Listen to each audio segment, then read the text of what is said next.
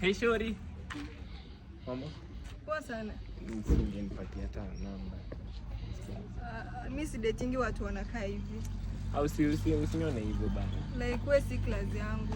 Au usikiwe hivyo juu hii maisha pia huwezi jua. Mimi sioni kama tunaweza saidiana mahali haiwezi make grow. Ni mbaya. Onjara ujioneshe unajipenda. Time unayo mambo.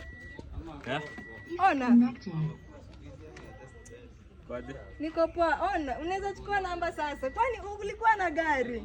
Wewe ulikuwa unafanyia tu mzaa tu ukijua tu kila mtu ni maskini kama wewe. Akipole mimi nilikuwa naona wewe ni chokora but naona at least sahihi tunaweza kuwa a good couple. Unatumia msichana tafuta klasi yako sahihi. Ona, unaweza chukua tu namba. We can make a good couple. Sasa tujisaidiane. You are handsome boy. No. Usione pesa zangu kasema mimi ni handsome, wewe toka tu hapa. Kisi ulikuwa unanitaka tena umenikataa all of a sudden. Mimi sikutaki. Lini? I am your rib. Wapi? Take me. Toka hapo hivi uende msichana. I love you. Toka hapo.